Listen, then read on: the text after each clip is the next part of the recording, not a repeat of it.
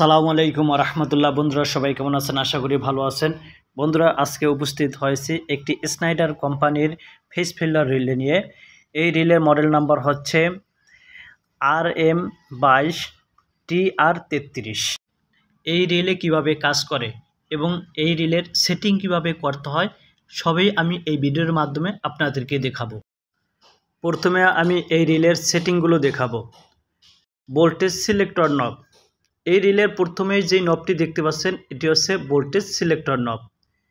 এখানে 380 থেকে 480 পর্যন্ত ভোল্টেজ দেওয়া আছে। এইভাবে নবটি ঘুরিয়ে কাঙ্ক্ষিত ভোল্টেজ সিলেক্ট করতে পারবেন। আমি এই সিলেক্টরের মাধ্যমে 400 ভোল্টেজে সিলেক্ট করছি।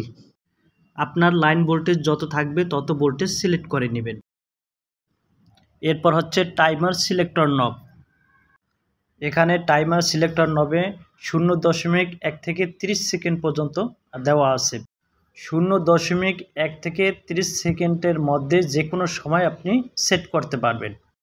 আপনি যত সেকেন্ড টাইম সেট করবেন, যদি ওভার ভোল্টেজ বা আন্ডার ভোল্টেজ বা ফেস ফেইলর যে কোনো কারণ সংঘটিত হয় তখন ওই সেকেন্ডের পরে এই রিলে ট্রিপিং করবে। পরের নবটি হচ্ছে ওভার ভোল্টেজ অ্যাডজাস্টমেন্ট নব। ওভার ভোল্টেজ নব হলো সর্বোচ্চ আপনি কত ভোল্টেজ সিলেক্ট করবেন সেটি।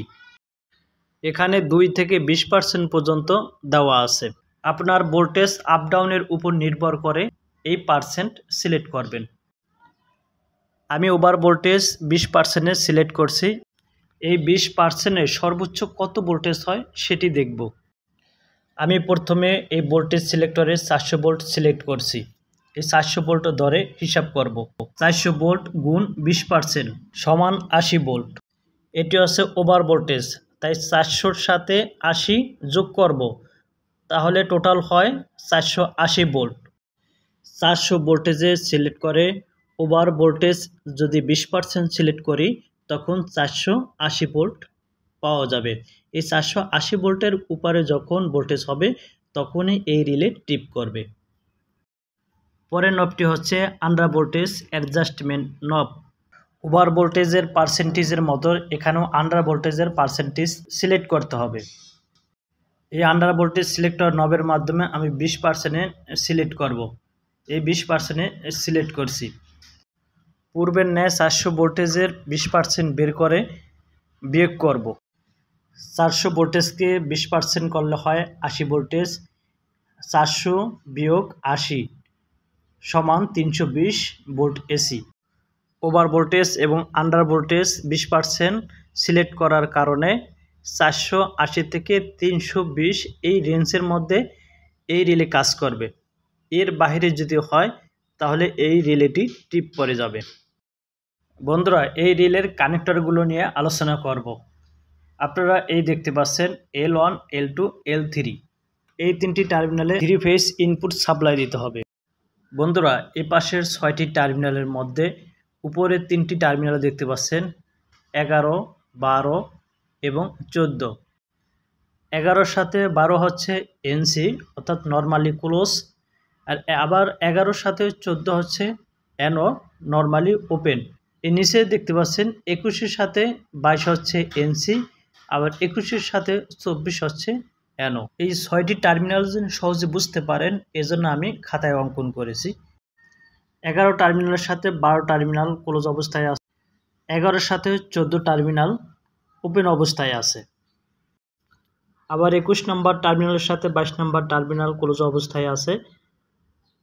21 নম্বর টার্মিনালের সাথে 24 নম্বর টার্মিনাল ওপেন অবস্থায় আছে। 21 নম্বর টার্মিনাল কমন, 22 নম্বর নর্মালি ক্লোজ, 24 নম্বর নর্মালি ওপেন। এখন এই রিলে কানেকশন করব। কানেকশন করে তারপর আপনাদেরকে বুঝাবো। 3টি সিঙ্গেল পোল এমসিবির মাধ্যমে 3 ফেজের 3টি তার এই রিলের ইনপুটে L1, L2, L3 টার্মিনালে সংযোগ করে দিছি। এই দেখতে পাচ্ছেন 2 পিন প্লাগের সাদা তারটি এই রিলের কমন প্রান্তে অর্থাৎ 11 নম্বরে সংযোগ করে দিছি। 14 নম্বর টার্মিনাল থেকে আরেকটি তার এনে এই ল্যাম্পের এক প্রান্তে সংযোগ করে দিছি। ল্যাম্পের অপর প্রান্ত থেকে এই তারটি এনে সরাসরি নিউট্রালের সাথে সংযোগ করে দিছি। বন্ধুরা, রিলের ইনপুটে 3 ফেজ সাপ্লাই দেওয়া আছে, কিন্তু তারপরও রিলে অন হয়নি এবং ল্যাম্পটি জ্বলে না, কারণ এর সেটিং ঠিকভাবে করা নাই। আমার আগে সেটিং করতে হবে। এর পূর্বে আমি আপনাদেরকে এখানে ভোল্টেজ পরিমাপ করে দেখাবো যে এখানে ভোল্টেজ ঠিক আছে কিনা।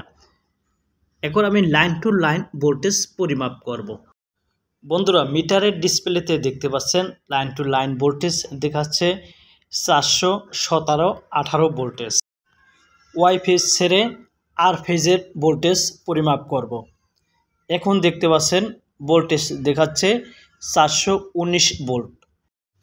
আমি লাইন ভোল্টেজ পেয়েছি 417/18 ভোল্টেজ, তাই আমি 415 ভোল্টেজে সিলেক্ট করব। এই 415 ভোল্টেজে সিলেক্ট করছি। এখন এমসিবি অফ করব। এই অফ করেছি, অন করেছি, এই দেখতে পাচ্ছেন লাইটটি জ্বলেছে। বন্ধুরা, রিলের আন্ডার ভোল্টেজ অ্যাডজাস্টেবল রেঞ্জ 20%-এ সেটিং করা ছিল, এখন 2%-এ সেটিং করছি। এই দেখতে পাচ্ছেন ল্যাম্পটি অফ হয়ে গেছে। বন্ধুরা, এই রিলের ওভার ভোল্টেজ অ্যাডজাস্টেবল নব 2%-এ সেটিং করা আছে, যার কারণে এই রিলে অন হচ্ছে না। আমি এখন এই 30%-এ সেটিং করে দিয়েছি। এই এমসিবি অফ করছি, এই আবার এমসিবি অন করছি। এখন দেখতে পাচ্ছেন ল্যাম্পটি জ্বলছে। আশা করি এই রিলের সেটিং নিয়ে আর আপনাদের কোনো সমস্যা নেই। বন্ধুরা, প্রধানত এই রিলে ফেজ ফেলার হিসেবে ব্যবহার করা হয়। আপনাদেরকে দেখাবো এই রিলে ফেজ ফেলারে কাজ করে কিনা। আর ফেজের এমসিবি বন্ধ করছি, ল্যাম্প বন্ধ হয়ে গেছে। আবার এমসিবি চালু করছি, ল্যাম্পটি জ্বলছে। এখন ওয়াই ফেজ অফ করব। এই দেখতে পাচ্ছেন ওয়াই ফেজের এমসিবি অফ করছি, ল্যাম্পটি অফ হয়ে গেছে। আবার চালু করছি, আবার ল্যাম্পটি অন হয়ে গেছে। বি ফেজ পাওয়ার অফ করছি, ল্যাম্প অফ হয়ে গেছে। আবার অন করছি, আবার অন হয়ে গেছে। এখন পরীক্ষা করব এই রিলে ফেজ সিকোয়েন্স হিসেবে কাজ করে কিনা। ফেজ সিকোয়েন্স এখন ঠিক আছে, এজন্য দুটি ফেজের মধ্যে ফেজ ঘুরিয়ে দেব, তারপরে দেখব কি হয়।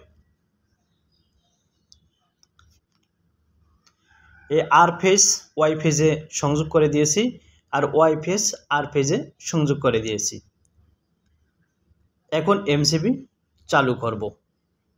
এই এমসিবি চালু করেছি, আপনারা দেখতে পাচ্ছেন ল্যাম্পটি জ্বলছে না, অর্থাৎ এই রিলে চালু হচ্ছে না, কারণ ফেজ সিকোয়েন্স ঠিক নেই।